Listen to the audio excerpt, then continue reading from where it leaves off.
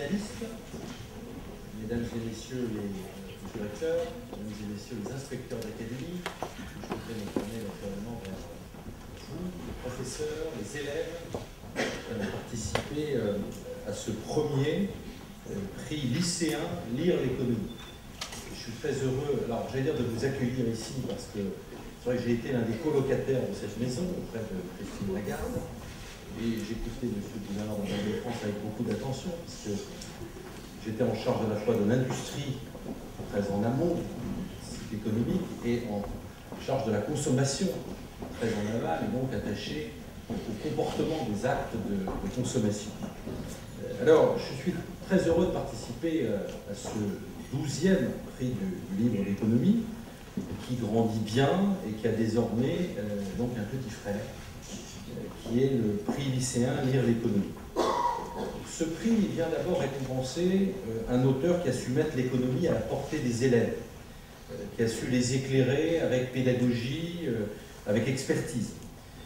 Il vient ensuite récompenser un livre avec tout le recul, toute la finesse d'analyse que permet l'écriture. Avec le livre, l'économie échappe au registre du court terme, à la tyrannie de l'immédiateté. Avec le livre, l'économie s'offre le temps à la fois de l'argumentation et de la nuance. Ce prix, il sera donc décerné par des lycéens. Et ce sont eux, et eux seuls, accompagnés par leurs professeurs, qui ont élu leurs lauréats, et je voudrais les en féliciter.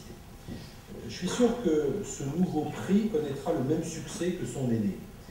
Et j'en veux pour preuve le fait que cette première édition du prix lycéen a suscité un large intérêt auprès des élèves, de leurs professeurs, puisque plus de 70 établissements y ont participé, c'est-à-dire bien au-delà de nos espérances. Des établissements de toute la France, avec des classes de sciences économiques et sociales, mais aussi des classes de STG. Je voudrais évidemment remercier à cette occasion l'ensemble des acteurs qui ont contribué au succès de ce lancement. D'abord, ma chère Luce Perrault, l'association Lire la Société, cheville ouvrière du livre de l'économie. Ensuite, l'ensemble du jury que j'ai eu le plaisir de recevoir il y a quelques semaines au ministère de l'Éducation nationale, autour de son président, Marc Ladret de la Charrière.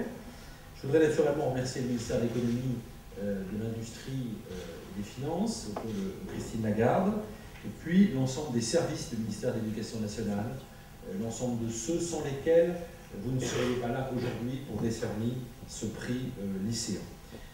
Les acteurs, les lycéens, les professeurs qui ont accompagné cette aventure depuis le début. Alors, mesdames et messieurs, le lancement d'un prix lycéen de l'économie, ça n'est pas un gadget, ça n'est pas un acte isolé. Ça s'inscrit dans un projet ambitieux, très large, qui est celui de mettre l'économie à la portée de tous.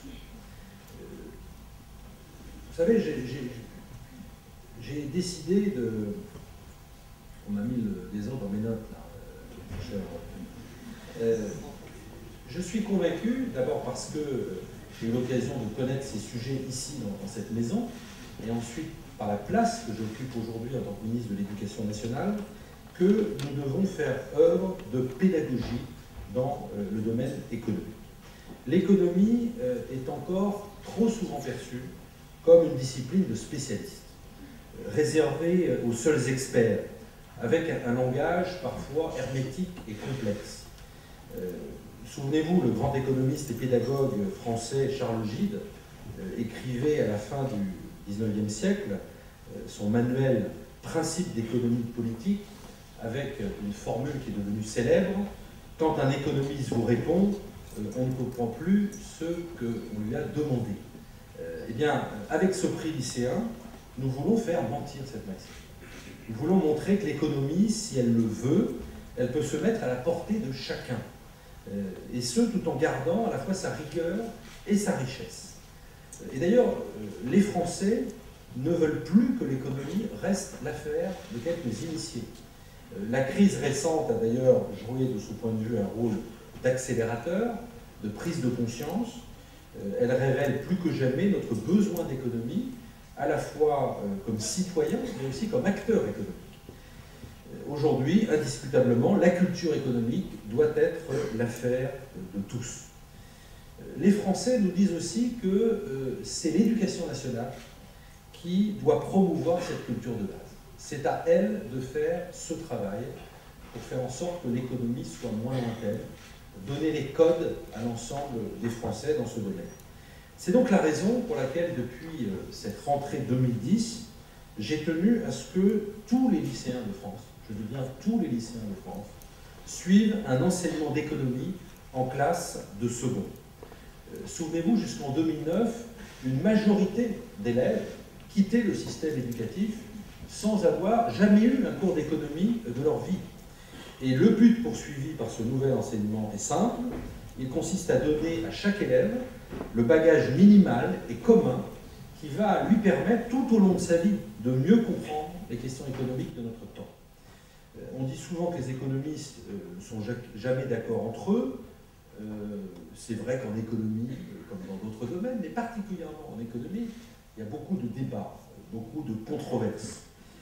Toute l'histoire de la pensée économique est d'ailleurs marquée par les débats d'école, des physiocrates du XVIIIe siècle aux contemporains. Mais pour autant, l'économie, ça n'est pas juste une collection de billes. L'économie, c'est d'abord une science sociale, avec sa méthodologie propre, avec sa boîte à outils, qui est partagée par tous les économistes, de New York à Shanghai, en passant par Paris.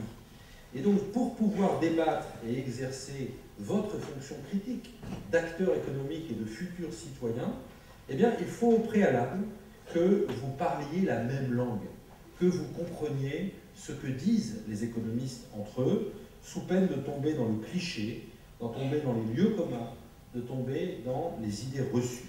Eh bien, mesdames et messieurs, c'est cette langue économique, ce sont ces fondamentaux que nous voulons aujourd'hui mettre à la portée des élèves. Et ce prix lycéen de l'économie va nous permettre de rendre davantage accessible l'économie aux lycéens. Je vous dis donc clairement aujourd'hui, longue vie au prix lycéen de l'économie, lire l'économie. Merci à vous.